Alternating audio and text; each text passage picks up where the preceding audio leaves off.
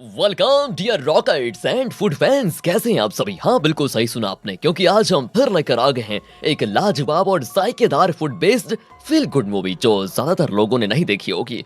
अगर आप 80s kids हैं तो ये मूवी आपको जरूर पसंद आएगी, क्योंकि ये मूवी बनी ही थी 80s में। अगर 80s किड नहीं भी है तो आप हैरान जरूर रह जाएंगे कि ऐसी सुपर मूवी वो भी 80s में बनी थी क्या। तो जैसे हर फूड मूवी को आप भरपूर सपोर्ट करते आ रहे हैं, उसी तरह इस वीडियो को भी सपोर्ट करेंगे, ये हमारा विश्वास है दोस्तों आप पर। वैसे आज आपका जी खुश करने वाली एक चाइनीज मूवी जो कि आज से लगभग 40 साल पहले रिलीज हुई थी, लेकिन देखकर आपको जरा भी एहसास नहीं होगा कि ये मूवी इतनी पुरानी है। यही तो है इस मूवी की खासियत, जिसकी वजह से आज भी इसको एंजॉय किया जा सकता है। कहानी वैसे बड़ी सिंपल है, लेकिन इसमें जो फूड का कॉन्सेप्ट और फील गुड एलिमेंट्स है उनका जवाब नहीं, सच बता रहा हूँ। इसलिए हम आपके लिए चुनकर लेकर आए हैं 1985 में रिलीज हुई ये चाइनीज मूवी, जिसका बड़ा ही क्यूट सा नाम है टेम्पो।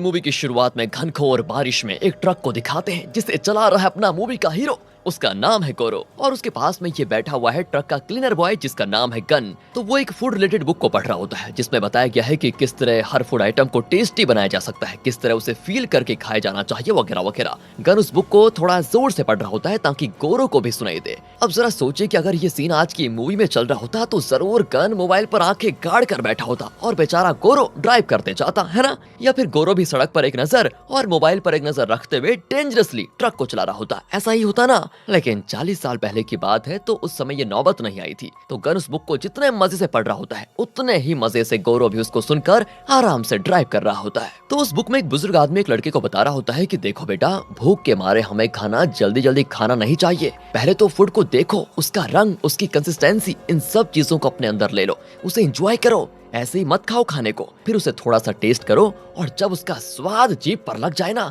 तो उसे दिल तक उतारो, तब जाकर उसे धीरे धीरे खाना शुरू करो। तब देखना तुम्हें कितना बढ़िया फील आएगा। पारंपरिक चाइनीज नूडल्स में समुद्री शैवाल यानी सीवीड मिलाकर एक स्पेशल फिश मिलाया जाता है और स्वाद के लिए कुछ ऑयल्स, ककड़ी, बीन्स, इन सबको ठीक मात्रा में एक बाउल में रखा जाता है। उसे देखते ही तुरंत उठकर मुंह में दबाने का मन जरूर करेगा, लेकिन तब मन की बात को थोड़ा साइड में रखकर हमें सबसे पहले तो सीवीड को सूप में अच्छे से डुबोना होता है, फिर चॉपस्टिक से नूडल्स को अच्छे से फैलाकर उसकी गांठों को सुलझाना होता है। इस तरह जायका हर तरफ फैलता है और तब जाकर हमें नूडल्स को चॉपस्टिक में लेकर आराम से खाना चाहिए। यही तो है नूडल्स खाने का सही तरीका बेटा।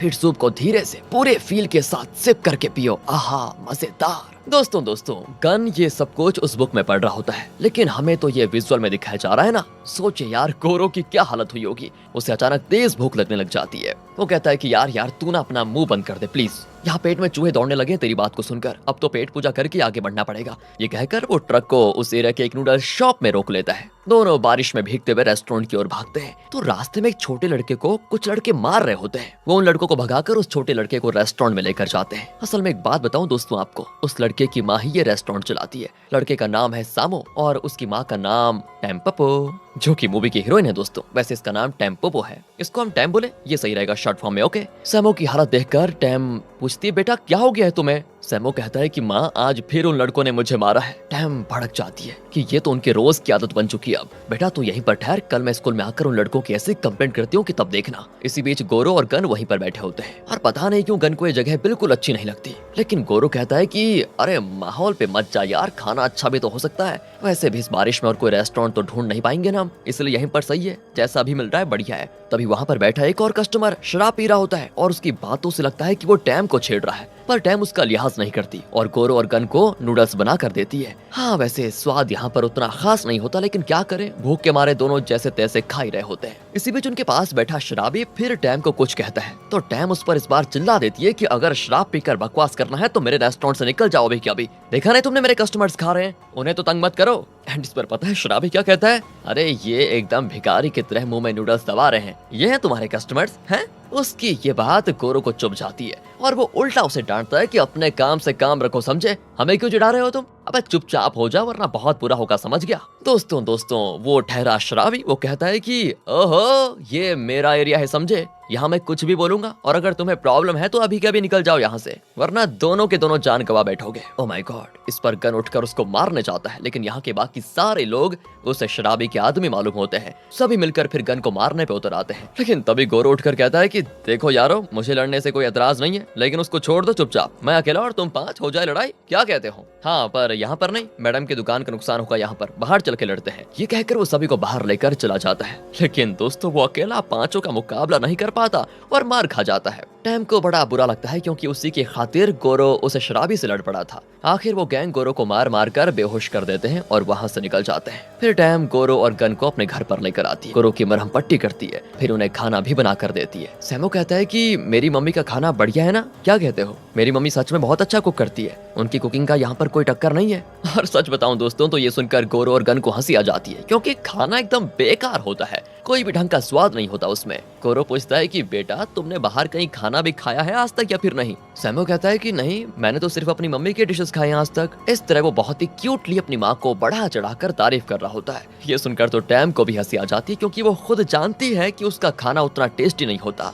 सैमो के जाने के बाद वो इन दोनों को बता देती है कि देखो उसके लिए सॉरी, लेकिन मुझे खाना ठीक से बनाना नहीं आता। वैसे कल जो नूडल्स आपने खाया था वो कैसा लगा आपको? गोरो भी कहता है कि सच बताऊं या झूठ? टैम कहती है तो झूठी बोल दीजिए, मेरे मन को थोड़ी शांति तो मिलेगी। तब गोरो कहता है कि आपका नूडल्स, अरे वो तो एकदम लाजवाब था, और नूडल्स पे जो आपने वो सूप परोसा, आहा वो तो सुपर्ब, ऐसा टेस्टी सूप मैंने जिंदगी में पहली बार आपके रेस्टोरेंट में पिया है, पता आपको? टैम भी शर्मा कर कहती है आप कुछ ज्यादा ही मजाक नहीं उड़ा रहे मेरा? क्या इतना बदतर था मेरा डिश? नहीं नहीं नहीं, उतना नहीं, लेकिन थोड़ा खराब था, ज्यादा नहीं। एंड तब आगे टैम कहती है कि सैमो के पैदा होने के कुछ दिनों के बाद ही एक एक्सीडेंट में उसके पापा चल बसे थे। उसके बाद मैंने बहुत स्ट्रगल किया और जैसे तैसे उस छोटे रेस्टोरेंट को चलाकर अपने बेटे को पालने लगी। एंड वो ये सारी बात स्माइल करके बता रही होती है, लेकिन उसके अंदर का दर्द गौरव महसूस कर पाता है और कहता है कि आप डोंट वरी जी, मैं आपको देखना बढ़िया नूडल्स बनाना सिखाऊंगा। टैम चौंक जाती है कि क्या आप भी नूडल्स बनाना जानते हैं? गौरव कहता है क्या बात कर रही हो, ये कोई पूछने वाली बात है? अरे हम ट्रक ड्राइवर्स हैं और दुनिया का ऐसा कोई डिश नहीं है जो हमने नहीं पकाया हो। फिर वो टैम के साथ रेस्टोरेंट जाकर उसे नूडल्स बनाने का तरीका बताता है। इतना ही नहीं, एक कस्टमर का स्वागत कैसे करना चाहिए, मांस वगैरह को ठीक से कैसे काटना चाहिए, तरकारियों को किस ढंग से काटना चाहिए, ये सब कुछ सिखाने लग जाता है। लेकिन टैम इस सब्जेक्ट में थोड़ी कमजोर होती है और वो ठीक से कर नहीं पाती। गौरव तो गिव अप करके ही चला जाता है कि आपकी जन्म कुंडली में कुकिंग लिखा ही नहीं है मैडम, बेकार में ही मेरा टाइम वेस्ट हो रहा है। लेकिन टैम भाग कर आती है और बहुत विनती करती कि प्लीज प्लीज प्लीज इस तरह मत जाइए प्लीज। आज तक मैं जो आधी अधूरी कुकिंग जानती थी उसी से जैसे तैसे खाना पकाकर गुजारा कर रही थी, पर ये बहुत दिन तो नहीं चलने वाला ना। प्लीज आप मुझे थोड़ा ढंग की कुकिंग सिखाइए, मेरा और है ही कौन यहाँ पर, कुछ दिन यहाँ पर रहकर मुझे सिखाइए ना, मैं आपको सैलरी भी दूंगी, क्या कहते हो? गौरव जरा सोचता है और आखिर में हाँ कर देता है, क्योंकि उसे कुकिंग में बहुत ज्यादा इंटरेस्ट है और उसे लगता है कि क्यों ना हो, अगर मेरा टैलेंट किसी और के काम आ रहा है तो मैं क्यों मना करूं। तो इस तरह वो कुछ दिन वहीं पर रुकने का करता है फैसला। वो टैम को नूडल्स और उसका सूप बनाना तो सिखाता ही है, साथ में इसकी भी ट्रेनिंग देता है कि ठीक टाइम पे कस्टमर्स को नूडल्स किस तरह सर्व करना चाहिए, शरीर और मन थक ना जाए उसके लिए बॉडी को फिट कैसे रखना चाहिए, ये सब भी वो सिखाता है। फिर वो टैम को दूसरे रेस्टोरेंट्स में ले जाकर दिखाता है कि वो लोग कस्टमर्स को कैसे डील कर रहे हैं, किस तरह से सर्व करते हैं वगैरह वगैरह। एक रेस्टोरेंट में बहुत भीड़ होती है क्योंकि शायद वहाँ के नूडल्स बड़े स्वादिष्ट होते हैं, लेकिन उन लोगों को कस्टमर्स को मैनेज करना ही नहीं आता। तो गौरव कहता है कि अगर तुम्हारे नूडल्स अच्छे रहे तो ये भीड़ तुम्हारे रेस्टोरेंट में आएगी, लेकिन तुम्हें कस्टमर्स को मैनेज करने की कला सीखनी पड़ेगी। इनकी तरह नहीं कि भीड़ आ गई तो मैनेज करना ही नहीं आया। फिर वो टैम को दूसरे रेस्टोरेंट में लेकर जाता है जहाँ भीड़ तो नहीं होती, लेकिन उनका स्टाफ उन्हें अच्छे से मैनेज कर पाता है। पूरी भीड़ को रेस्टोरेंट के अंदर घुसाया नहीं जाता, बल्कि वो कतार में खड़े होते हैं। इस वजह से रेस्टोरेंट के अंदर लोग शांति से खा पाते हैं और बारी बारी कस्टमर्स अंदर आते जाते हैं, और इसी शांति के लिए कई लोग उस रेस्टोरेंट में आते हैं। तो ये पॉइंट भी तुम अपने रेस्टोरेंट में जोड़ देना। आखिर में वो एक और रेस्टोरेंट में जाते हैं जहाँ सिर्फ एक आदमी ही सारे कस्टमर्स के ऑर्डर लेता है और उसे बखूबी याद रहता है कि किसने क्या ऑर्डर दिया था। वो बढ़िया तरीके से हर कस्टमर को उनका ऑर्डर सर्व कर रहा होता है। तो गौरव यहाँ भी कहता है कि अब तुम कोशिश करो और बताओ कि किसने क्या ऑर्डर किया था। टैम की मेमोरी भी काफी अच्छी है शायद, तो वो झट से हर एक कस्टमर का ऑर्डर ठीक ठीक बता देती है। ये सुनकर वहाँ पर खड़े लोग हैरान हो जाते हैं कि वाह दैट्स ग्रेट। गौरव कहता है कि वेरी गुड, ये काम तुम बहुत ही बढ़िया कर लेती हो, लेकिन खाना पकाना नहीं आ रहा तुम्हें, सच बताऊं। फिर भी दोस्तों वो अपनी कोशिश जारी रखता है और टैम को रोज कुकिंग के तरीके सिखाता है। जाता है। अब आगे टैम शहर के बेस्ट नूडल्स रेस्टोरेंट में जाकर उनके नूडल्स ऑर्डर करती है। खाने के बाद वो बिना शर्माए उनके शेफ से पूछ लेती है कि आप इतना जायकेदार नूडल्स कैसे बना लेते हो। पर क्या है ना, उसे नहीं पता कि शेफ नहीं बताने वाला, कौन बताएगा भाई अपनी सीक्रेट टिप्स को। पर जब टैम विनती करती है, बहुत ज्यादा विनती करती है, तो वो अकड़ कर कहता है कि ठीक है, तुम 2 लाख दोगे तो मैं रेस्टोरेंट के ओनर को बिना बताए तुम्हारे घर में आकर तुम्हें सिखा जाऊंगा, क्या कहती हो। तो टैम कहती है कि अरे उतने पैसे मेरे पास होते तो मैं अपना दूसरा रेस्टोरेंट नहीं खोल लेती क्या। तो वो भी कह देता है कि निकलो फिर यहाँ से, जाओ खोल लो, मैं नहीं सिखा रहा तुम्हें। तब वहाँ पर एक आदमी सूप पी रहा होता है। वो टैम को अकेले में जाकर कहता है कि मैं तुम्हें लाइव दिखा सकता हूँ कि वो नूडल्स कैसे बनाता है, पर मुझे 2 लाख मत दो, मुझे सिर्फ 25,000 ही दे दो। कहकर वो टैम को अपनी दुकान में लेकर जाता है जो कि नूडल्स रेस्टोरेंट के बगल में है। वहाँ पर एक होल होता है जो सीधे रेस्टोरेंट के किचन में खुलता है। एंड क्या था दोस्तों, इस होल से टैम देख पाती है कि वो शेफ कैसे पकाता है। टैम बड़े ध्यान से उसको देखकर अपने रेस्टोरेंट में भी सेम वही मेथड ट्राई करती है। फिर दोनों उस रेस्टोरेंट में जाते हैं जहाँ भीड़ तो थी लेकिन कस्टमर्स को वो मैनेज नहीं कर पा रहे थे। पर वहाँ के नूडल्स को टेस्ट करके दोनों के चेहरे पीले पड़ जाते हैं, मतलब स्वाद बिल्कुल भी नहीं होता उसमें। दोनों आधे से ज्यादा नूडल्स खा ही नहीं पाते और उसे लौटा देते हैं, इतना गंदा होता है। तब रेस्टोरेंट का ओनर टैम को पहचान जाता है और कहता है कि तुम्हारा तो अपना नूडल्स का रेस्टोरेंट है ना,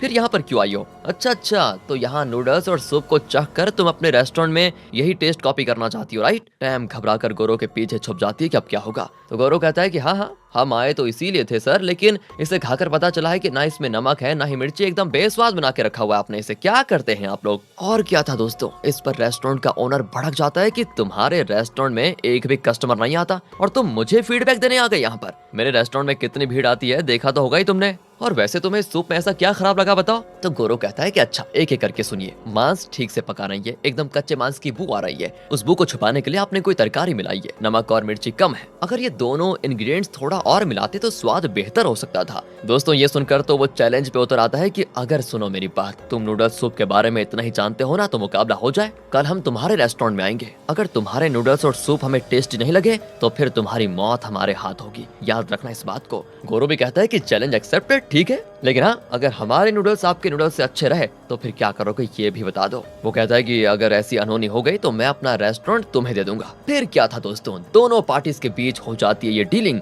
अगले दिन दोनों जल्दी नूडल्स और सूप पकाने में लगे होते हैं, पर जल्दबाजी में वो पॉर को स्टोव पे छोड़ देते हैं और वो जल जाता है। गौरव कुछ भी करके मैनेज करने की कोशिश कर रहा होता है, कितने में उस रेस्टोरेंट का ओनर अपने आदमियों को लेकर वहां पर पहुंच जाता है। गौरव कहता है कि अरे इतनी जल्दी, 5 मिनट वेट कीजिए, तब तक रेडी हो जाएगा। वो कहता है कि मैंने तुम्हें साफ कहा था कि मैं इस टाइम पे आऊंगा, अब इंतजार नहीं होगा और ज्यादा, चलो पहले अपना सूप दो, मैं टेस्ट करता हूँ। गौरव फिर रिक्वेस्ट करता है कि अरे प्लीज 5 मिनट का टाइम तो दे दीजिए, पर वो नहीं मानता दोस्तों, और उसके आदमी गौरव को पकड़ लेते हैं। फिर ओनर टाइम से कहता है कि कल तो बड़ा उछल कूद कर रही थी तुम, अब क्या हो गया, और अभी तो मुझे सच बताऊं कुछ जलने की बू आ रही है। ये कहकर वो टैम के पास जाता है और उबलते सूप में उसका सर डुबोने की कोशिश करता है। टैम अपना मुंह फाड़ कर चिल्लाने लग जाती है और तो तब पता चलता है ये तो सपना देख रही है। असल में टैम उस रेस्टोरेंट को अपना कॉम्पिटिटर मानती है, इसलिए उसको ये बुरा सपना आया था। बढ़िया है, और वो भी देखा दोस्तों कितनी डिटेल में सपना था। खैर फिलहाल वो उस होल से शेफ की कुकिंग को देखकर अपने किचन में भी सेम ट्राई करती है, लेकिन जब उसे टेस्ट करती है तो उसे उल्टी आ जाती है, बहुत ही खराब बना होता है। वो समझ नहीं पाती कि ऐसा क्या हो सकता है, उस शेफ का डिश तो बहुत ही बढ़िया बना था। वो बेचारी मायूस हो जाती है कि मैं कोई ढंग का काम क्यों नहीं कर पाती हूँ। तो वो गुस्से में सब कुछ गिराकर बाहर आ जाती है और गौरव से लिपट कर बहुत रोती भी है कि मैं कभी शेफ नहीं बन सकती, मुझे ये रेस्टोरेंट बंद करके कोई मजदूरी करनी चाहिए। गौरव उसे शांत करता है और कहता है कि सुनो, मेरे गुरुजी कुकिंग में एक्सपर्ट है, वो तुम्हें सिखाएंगे कि बढ़िया सूप कैसे बनता है। ये कहकर वो टैम को अपने गुरु के पास लेकर जाता है। असल में गुरुजी एक रेस्टोरेंट चलाया करते थे और तब गौरव उनका असिस्टेंट हुआ करता था, पर अब गुरु ने वो सब छोड़ दिया है और बंजारों की जिंदगी जी रहे हैं। और फिर जब गौरव उसे अपनी दुविधा बताता है तो वो टैम को नूडल्स सूप बनाने का तरीका सिखाने के लिए मान जाते हैं। तो वो बताते हैं कि सूप का फ्लेवर चिकन और पॉर्क से आता है, इसलिए दोनों को एक साथ एक बर्तन में पानी में डालकर उबालो और तरकारियों को काट कर नहीं बल्कि वैसे ही अंदर डालना चाहिए, और हाँ ज्यादा मत उबालो क्योंकि फिर स्वाद नहीं रहेगा। इस तरह वो स्टेप बाय स्टेप टैम को सिखा रहे होते हैं। फिर सभी मिलकर एक रेस्टोरेंट में नूडल्स खाने जाते हैं। यार इस नूडल्स में वैसे है क्या जो हर जगह ये लोग सिर्फ नूडल्स ही खाते हैं। खैर इसी बीच उस रेस्टोरेंट में एक औरत अपने बुजुर्ग पिता को लेकर आती है। शायद बुजुर्ग की सेहत थोड़ी खराब है और उन्हें कुछ आइटम्स खाने से मना किया है डॉक्टर ने। बेटी कहती कि पापा मुझे ना अभी बैंक जाना है, आप ऑर्डर करके खा लीजिए। हाँ लेकिन जो डॉक्टर ने मना किया है वो मत खाना। इस तरह वो वॉर्न करके चली जाती है, पर दादाजी तो बेटी के जाते ही वो सब ऑर्डर कर देते हैं जो डॉक्टर ने खाने से मना किया था, और बेटी के आने से पहले सब कुछ खत्म करने के इरादे से वो मुंह में दबा दबा के खा रहे होते हैं। लेकिन अचानक कोई आइटम उनके गले में अटक जाता है और वो सांस नहीं ले पाते। सभी घबरा जाते हैं कि अब क्या करें, ये तो प्रॉब्लम हो गई। लेकिन अपना हीरो है ना, उसकी अलग ही सोच है। वो एक वैक्यूम क्लीनर को मंगवाता है और उसका सक्शन मोड ऑन करके दादाजी के मुंह में ट्यूब डालकर मशीन को करता है ऑन, जिससे वो फूड आइटम गले से निकलकर ट्यूब में आ जाता है। वैसे अगर आप ये सीन थिएटर में देखते तो जरूर हंस का लौटपट हो जाते। इस तरह उस बुजुर्ग की जान बच जाती है फाइनली। असल में एक बात बताऊं दोस्तों आपको, ये बुजुर्ग बहुत ही बड़ा रईस आदमी है और क्योंकि गोरो और उसके गैंग ने उनकी जान बचाई थी तो वो सभी को अपने घर में इनवाइट करके उन्हें बढ़िया दावत देते हैं। और दावत में भी ओ माय गॉड, यहाँ दावत में भी नूडल्स ही परोसा जाता है और उसका टेस्ट आहा लाजवाब। तो गोरो दादाजी से रिक्वेस्ट करता है कि दादाजी हम एक रेस्टोरेंट चलाते हैं लेकिन नूडल्स बनाने की रेसिपी चाहिए, क्या आपका शेफ हमें सिखा सकता है? दादाजी कहते हैं कि बेटा तुमने मेरी जान बचाई है, नूडल्स की रेसिपी क्या, तुम जान मांगोगे वो भी दे दूंगा तुम्हें। ये कहकर वो अगले ही दिन अपने शेफ को इनके रेस्टोरेंट में भेज देते हैं। बस अब सिर्फ टैम को सीखने की देरी है। गुरुजी कहते हैं कि अब तो सब सेट होने जा रहा है लेकिन अपने नूडल्स का नाम क्या रखें, क्या सोचा है? गोरो कहता है कि इसे हम टेम्पेपो नूडल्स कहेंगे। ये सुनकर टैम बड़ी खुश होती है। गोरो उस नाम का साइन बोर्ड भी लिखता है। तभी दोस्तों वो शराबी जिसके गैंग ने पहले दिन गोरो को रेस्टोरेंट के बाहर पीटा था, याद होगा आपको, वो टपक पड़ जाता है और यहाँ भी गोरो को लड़ने के लिए ललकारता है। गोरो कहता है कि अबे सुन ले, मेरे पास लड़ने के लिए टाइम नहीं है। लेकिन वो गोरो को और उकसाता है, अच्छा उस दिन तो बहुत उछल रहे थे तुम और मुझे मारा भी था तुमने, अब क्या हो गया, डर गए क्या? है ना चाहते हुए भी गोरो उसे चुप कराने के लिए उसके साथ लड़ लेता है। ये लोग ऐसी फाइटिंग करते हैं जैसे कि ये कोई फाइटिंग मैच हो। बहुत देर लड़ने के बाद दोनों थक हार कर एक जगह गिर पड़ जाते हैं। लगता है मैच ड्रॉ हो गया। तब शराबी कहता है कि हम दोनों बेवजह लड़ बैठे हैं ना, मैंने तो तुम्हें यूं ही डराने के लिए ललकारा था लेकिन तुम्हारी मत मारी गई थी क्या जो तुरंत लड़ने के लिए आ गए तुम? अब देखो दोनों को इतनी मार पड़ी है कि उठ भी नहीं पा रहे। गोरो भी कहता है कि मेरी मत मारी गई थी तो क्या तुम्हारी ये कल घास चरने के लिए गई भी थी? अरे खुद मुझसे जबरदस्ती लड़ने के लिए आ गए, मुझे मजबूर किया लड़ने के लिए और अब यहाँ पर ज्ञान फैल रहे हो, चुपचाप बैठ जाओ।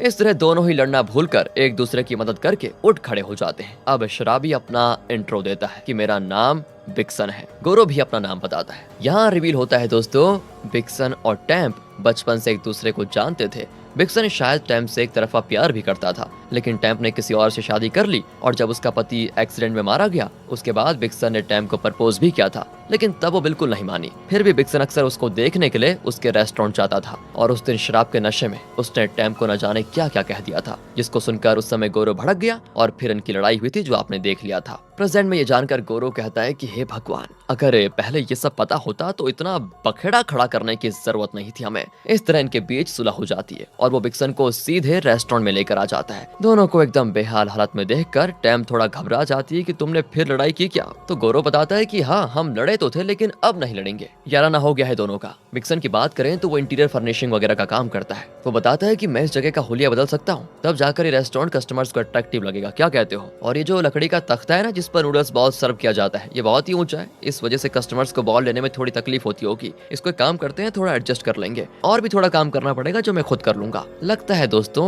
बिक्सन अभी भी टैम्प को चाहता है और इसीलिए वो उसकी मदद करने के लिए आया हुआ है। पर जो भी हो गोरो उसे अपनी टीम में शामिल कर लेता है। फिर टैम्प बार बार नूडल्स बनाकर इन लोगों से टेस्ट करवाती है और जब टेस्ट बढ़िया होने लग जाता है ना तो वो बाहर के कस्टमर्स को भी सर्व करने लग जाते हैं। जहाँ पहले टैम्प को बहुत ही नेगेटिव फीडबैक मिलता था वहाँ पर अब सभी उसके बनाए हुए नूडल्स की बड़ी तारीफ करते हैं। धीरे धीरे टैम्प के रेस्टोरेंट में बहुत लोग आते हैं और टैम्प का नूडल्स जरा पॉपुलर हो जाता है। गन तो दोस्तों टैम्प के लिए एक मेकअप आर्टिस्ट भी लेकर आता है जो उसका हुलिया ही चेंज कर लेता है और अब वो एक प्रोफेशनल शेफ दिखती है और बड़ी खूबसूरत भी। पता है उसकी खूबसूरती देखकर तो गोरो दंग रह जाता है और पूछता है क्या सच में तुम ही वो हो? वो कहती है ये तो कुछ भी नहीं है, जरा वेट करो मैं अभी आती हूँ। ये कहकर वो कुछ ही मिनटों में एक अच्छा सा ड्रेस पहन कर आती है। गोरो भी उस पर लाइन मारता है कि यार तुम तो बड़ी सुंदर दिखती हो। फिर वो टैम्प को किसी दूसरे रेस्टोरेंट में लेकर जाता है। वहाँ पर ये लोग पोर्क ऑर्डर करते हैं जिसे कैबेज के पत्ते में लपेट कर दोनों बड़े एंजॉय करके खाते हैं। अब दूसरी ओर दोस्तों एक और कस्टमर को दिखाते हैं जो मांस को एक सूप में डिप करके उसे किसी रोल में लपेट कर मुंह में रखता है। यार इतना डिटेल में मत बताओ, मुंह में पानी आ जाता है। यही कह रहे होंगे ना आप भी? कोई बात नहीं दोस्तों, इट्स नेचुरल। टैम और गोरो डिश को फील करके उसको टेस्ट करके खा रहे होते हैं। इसी बीच टैम अपनी लाइफ की बातें उससे शेयर करती है। वो बताती है कि एक ट्रेन एक्सीडेंट में मेरे पति की मृत्यु हुई थी। वो मेरा और सैमो का बड़ा ख्याल रखते थे। उनके जाने के बाद मैं बिल्कुल अकेली पड़ गई, लेकिन मैं सच बताऊं मैंने अपनी हिम्मत नहीं खोई। मैं अपने पैरों पर खड़ी होना चाहती थी और उसी कोशिश में मैंने ये रेस्टोरेंट शुरू किया और अपने बेटे को भी साथ साथ में पालने लगी। पर क्या करूं, मुझे कुकिंग नहीं आती थी और न ही मुझे पता था कि किससे मदद मांगू। और तब आप आए और आपने मुझे इतना कुछ सिखाया कि मेरी लाइफ लाइफ चेंज हो रही है। तो मेरे लिए आपने जितना कुछ किया उसके लिए बहुत बहुत शुक्रिया। अगर आप नहीं होते ना तो मैं यहाँ तक कभी नहीं पहुँच पाती, और मैं दूसरे रेस्टोरेंट से अच्छा खाना बना पाऊंगी या नहीं ये तो मैं नहीं जानती, लेकिन आपके आने से ना मुझ में एक अलग ही आत्मविश्वास आ गया है कि हाँ मैं भी कुछ कर सकती हूँ। मतलब इस तरह की सोच मेरे अंदर जागृत हो गई है, उसके लिए भी मैं आपका शुक्रिया अदा करना चाहती हूँ। इस तरह दोस्तों वो अपने मन की बातें शेयर करती है और कहती है आपने अपने बारे में तो कुछ बताया नहीं, मुझे बताओ ना। तो गौरव बताता है कि मेरी शादी हो चुकी है और मेरा एक बेटा भी है। मैं एक जगह नौकरी करता था लेकिन आमदनी कुछ खास नहीं होती थी। बड़ी मुश्किलों के बीच में मैं अपनी वाइफ और बेटे के साथ एक टूटे फूटे घर में रहता था, पर इस तरह कब तक चलता बताओ। एक दिन मेरी वाइफ मेरे बेटे को लेकर चली गई, शायद किसी और के साथ चली गई। दोस्तों इस तरह गौरव पता है एकदम टूट गया था। उसके बाद उसने वो घर छोड़ दिया और ट्रक ड्राइवर का काम कर लिया। अब वो जगह जगह घूमकर दिल का सुकून ढूंढ रहा है। ये सब जानकर टैम को उसके लिए बहुत ही बुरा लगता है और वो गौरव को हिम्मत देती है, चलो सब कुछ ठीक हो जाएगा। यहाँ से डिनर करके दोनों घर लौट रहे होते हैं कि बड़ी तेज बारिश हो जाती है। अगले दिन की बात है, टैम फिर नूडल्स बनाकर इन पांचों को टेस्ट करने के लिए देती है और एक्सपेक्ट कर रही होती है कि वो पॉजिटिव फीडबैक देंगे। लेकिन गुरुजी, शेफ, गौरव ये तीनों कहते हैं कि नूडल्स अच्छे तो हैं, लेकिन अगर तुम्हें दूसरे रेस्टोरेंट से बेहतर बनाना है तो इससे भी अच्छा जायका लाना होगा अपने नूडल्स में, वरना यहाँ कस्टमर्स नहीं पता नहीं कौन आ जाएगा। देखो अब जो सिखाना था वो हम सिखा चुके हैं, अब सब तुम्हारे हाथ में, तुम्हें ट्राई करते रहना होगा और कुछ नहीं। और तो बिक्सन कहता है कि सुनो सुनो मैं एक आइडिया देता हूँ, सुनो मेरी बात। कहकर वो हरी प्याज को बारीक काटता है और मांस को भी उसी तरह बारीक स्लाइस करके नूडल्स में ऐड करता है और फिर उन्हें टेस्ट करने को कहता है। वो कहते हैं कि ये पहले वाले नूडल्स से बेहतर तो है लेकिन वो पंच नहीं आ रहा जो हम एक्सपेक्ट कर रहे हैं। टैम तो फिर अपनी तरफ से पूरी कोशिश करती है और कुछ दिन के बाद उसका टेस्ट और इम्प्रूव होता जाता है और बड़ी तादाद में लोग आ जाते हैं, यहाँ तक कि अब लोग वेट करके भी खाने को तैयार होते हैं। दूसरी ओर उस नूडल्स रेस्टोरेंट को दिखाते हैं जहाँ बहुत भीड़ आया करती थी, पर अब वहाँ पर सभी मच्छर मार रहे होते हैं। सच बताऊं दोस्तों, एक कस्टमर गलती से अंदर आ जाता है तो सभी मिलकर उस एक कस्टमर की खातिरदारी करते हैं। इतनी बदतर हालत होती है उनकी कि एक भी कस्टमर नहीं आता। और यहाँ टैम के रेस्टोरेंट में अरे कस्टमर्स की भीड़ आ जाती है, लेकिन टैम के लिए सबसे इम्पोर्टेंट है कि वो अपने जजेस यानी गौरव, शेफ और गुरुजी इन सभी को इम्प्रेस करे, क्योंकि वो उसे सही रास्ता दिखा रहे हैं ना, इसीलिए वो दिन रात ट्राई करती है, अपनी कुकिंग स्किल्स को दिन प्रतिदिन बेहतर बनाती है। सैमो पूछता है आप घर को भूल गई हो क्या मम्मी, दिन रात यहाँ रेस्टोरेंट में रहती हो बैठी हुई। टैम कहती है कि बेटा जिस दिन मेरे कस्टमर्स बॉल का नूडल्स खत्म करके उसमें बचे सूप का आखिरी बूंद पीकर खुशी से भर जाएंगे ना, उस दिन मैं एक अच्छी शेफ बनूंगी और तब तक मुझे कोशिश करते रहना होगा, मेरे पास इसके अलावा कोई चारा नहीं है। अगले दिनों फिर अपने जजेस को नूडल्स बना कर देती है। इस बार आहा मजा आ गया। वो नूडल्स को बहुत इंजॉय करके खाते हैं और आखिर में सभी अपने अपने बॉल्स उठाकर पूरा सूप पी जाते हैं, एक भी बूंद उसमें बचा नहीं होता। फिर सभी कोरस में कहते हैं कि वाह उस्ताद, इसे कहते हैं ऑथेंटिक नूडल्स और सूप, दुनिया का बेस्ट नूडल्स बना दिया तुमने, वाह। सुनकर टैम की आंखें भर आती हैं कि मेरी इतनी दिनों की मेहनत, दिन रात की कमाई आखिरकार रंग लेकर आ गई। गौरव कहता है कि मैंने कभी तुमसे कहा था कि तुम्हारी जन्म कुंडली में शेफ बनना लिखा ही नहीं, फिर उसके लिए मुझे माफ कर दो। अब मैं अपने सारे शब्द वापस लेता हूँ, तुमने खुद को साबित करके दिखा दिया है, तुम सच में एक टॉप शेफ बन चुकी हो, काम से भी और तुम्हारे एटीट्यूड से भी। टैम ये सुनकर बहुत इमोशनल हो जाती है और बहुत रोती भी है। अब नूडल्स तो परफेक्ट हो चुके हैं, इसलिए रेस्टोरेंट के इंटीरियर्स का काम भी शुरू हो जाता है, जो कि बिक्सन और उसके आदमी कर रहे होते हैं। अब ये एक टॉप क्वालिटी का रेस्टोरेंट लगता है दोस्तों, है तो छोटा लेकिन बहुत ही साफ सुथरा और दिखने में अट्रैक्टिव। गुरुजी पूछते हैं कि तुम्हें इस जगह का मेकओवर अच्छा लगा ना। टैम कहती है ये क्या पूछ रहे हैं गुरुजी आप, मुझे ऐसा लग रहा है कि मैं किसी वर्ल्ड क्लास रेस्टोरेंट की शेफ हूँ, मैं बहुत खुश हूँ। गुरुजी कहते हैं कि बेटा रेस्टोरेंट तो तुम्हारा है, लेकिन न जाने क्यों मुझे लग रहा है कि मैंने बहुत बड़ा कर दिखाया। फिलहाल बहुत कम औरतें शेफ बनती हैं, लेकिन मैंने सोचा भी नहीं था कि मैं एक औरत को ट्रेन करके उसको इतनी अच्छी शेफ बना पाऊंगा। वेल डन बेटा। टैम जानती है कि उसकी इस अचीवमेंट की शुरुआत तो गौरव ने करवाई थी। वो फिर कहती है कि आपको थैंक करने के लिए मेरे पास शब्द नहीं है। गौरव भी कहता है कि अरे वो छोड़ो ना यार, अब तुम टॉप शेफ बन गई हो, टॉप के, और कस्टमर्स की भीड़ इतनी ज्यादा कि क्या कहें। हाँ सुनो, हमें भूल मत जाना है। इस तरह वो टैम को चिढ़ाता है तो वो कहती है कि ये मेरा ही रेस्टोरेंट नहीं है, हम सबका रेस्टोरेंट है। सभी बड़े खुश होते हैं और तब वो रईस दादाजी वहाँ पर आते हैं इनका नूडल्स टेस्ट करने के लिए, और भी बहुत से कस्टमर्स वहाँ पर आते हैं। तो गौरव वहाँ से बाहर जाता है और जाते जाते वो टैम को एक नजर देखता है। वो भी गौरव को देखती है और उसकी आंखें गौरव का शुक्रिया अदा करती है। गुरुजी ने टैम की मदद करने का जो वादा किया था वो उन्होंने बखूबी निभाया था। इसी तसल्ली के साथ वो भी अपनी साइकिल लेकर वहाँ से निकल जाते हैं और रईस दादाजी का शेफ भी उन्हें लेकर वहाँ से निकल जाता है। इन सब का शुक्रिया अदा करके गौरव मुड़ता है तो रेस्टोरेंट के बाहर कस्टमर्स की लाइन लगी होती है। तो वो ऊपर रेस्टोरेंट का साइन बोर्ड देखता है और उसके अंदर जो फील आती है ना, ऐसा लगता है जैसे कि उसने बहुत बड़ा कुछ कर दिखाया। जो आदमी महज एक ट्रक ड्राइवर था, वो बाय चांस एक रेस्टोरेंट में गया, वहां पर एक औरत से मिला जिसे खुशकिस्मती या बदकिस्मती से कुकिंग नहीं आती थी। गोरो ने उसे एक शेफ बनाया, उसके रेस्टोरेंट को बेहतर बनाया, और सबसे इम्पोर्टेंट, गोरो की वजह से टैम के अंदर जो आत्मविश्वास जगा, वही गोरो की अचीवमेंट है। और इसी फील के साथ वो वहां से निकलता है वापस अपनी पहली वाली लाइफ में। विक्सन उसे रोकता है कि तुम भी यहीं पर रह जाओ यार हमारे पास, पर गोरो कहता है कि नहीं, ये मेरी मंजिल नहीं है। वैसे मैं सच बताऊं तो मेरी कोई मंजिल नहीं है, क्योंकि जब मंजिल होती है तो इंसान वहां पर जाकर रुक जाता है, मतलब वहीं पर जम के रह जाता है। ये तो मेरे सफर में एक पड़ाव था और कुछ नहीं। अब मैं अपना सफर जारी रखना चाहता हूँ, और इस तरह के कई पड़ाव आएंगे जहाँ ढेरों लोगों को मेरी मदद की जरूरत पड़ सकती है। जिस तरह टैम को जरूरत पड़ी उसी तरह तो मैं उन सब की मदद करूंगा और इसी तरह चलता रहूंगा। तुम टेंशन मत लो, किसी दिन यहाँ भी आऊंगा और तब सबसे मुलाकात होगी। ये कहकर गोरो निकल जाता है। गोरो को जाते हुए देखकर विक्सन को बहुत दुख होता है और वो गोरो के ट्रक के पीछे दौड़ने लगता है। इसी सिंपल और दिल को छू लेने वाले क्लाइमेक्स के साथ ही दोस्तों होता है मूवी का एंड। रुकिए जरा, हमें लगा कि ना इसमें कोई ट्विस्टेड स्टोरी है, ना ही बड़ा चढ़ावा हुआ परफॉर्मेंस, लेकिन सब कुछ बहुत ही सिंपल और नेचुरल था यार, इसलिए मूवी मेरे दिल के बहुत ही करीब आ गई। इस मूवी में और भी कई सीन्स थे जिन्हें अगर हम दिखाते तो वो वीडियो वैसे और लंबी हो जाती। जैसे कि कॉलेज प्रोफेसर अपने स्टूडेंट्स को लेकर एक बड़े रेस्टोरेंट में खाने जाती है। वो बताती है कि नूडल्स को किस तरह खाना चाहिए, लेकिन तभी सामने बैठा एक आदमी नूडल्स को कुछ इस तरह चूस कर खाता है कि प्रोफेसर कहती है, वो देखो उस आदमी की तरह नूडल्स कभी मत खाना, नूडल्स को डिसेंटली बिना आवाज के खाना होता है। पर यार नूडल्स में कौन डिसेंसी दिखाता है। उसके स्टूडेंट को उस आदमी के खाने का तरीका बहुत ही अच्छा लगता है और सभी चूस कर खाने लगती है। प्रोफेसर के पास और कोई रास्ता नहीं होता और वो भी नूडल्स को उसी तरह बढ़िया आवाज करते हुए खाने लग जाती है। तो दूसरे सीन में एक हस्बैंड अपनी वाइफ से पूछता है, एक बात बताओ तुम्हारी आखिरी इच्छा क्या है। असल में उसकी वाइफ मरने वाली थी, सो सैड यार, लेकिन वो उठकर नूडल्स बनाकर अपने परिवार को परोसती है। उन्हें नूडल्स खाते देखकर वो खुश होती है, ओ यार सो सैड, और अपनी आंखें बंद कर लेती है। और सच बताऊं तो वो यहाँ पर मरी कि नहीं मरी ये क्लियर नहीं है, ये थोड़ी कॉमेडी के लिए ऐड किया गया था शायद, लेकिन कहानी में इन सीन्स की मेरे ख्याल से उतनी अहमियत नहीं थी, इसलिए हमने इनको कट कर दिया। लेकिन बाद में सोचा कि यार सीन्स को दिखाया जाए एंड में, इसलिए आपको एंड में दिखा दिया। वैसे आपका यार, आप हमसे ज्यादा इंटेलिजेंट हो, इतनी मूवीज देखते हो, तो कमेंट्स करके बताओ ना आपको क्या मजेदार लगा इस मूवी में। बाकी मिलते हैं आपसे अगली वीडियो में, ध्यान रखेगा अपना क्योंकि बहुत ज्यादा जरूरी है ध्यान। मिलते हैं आपसे अगली वीडियो में, थैंक्स फॉर वॉचिंग।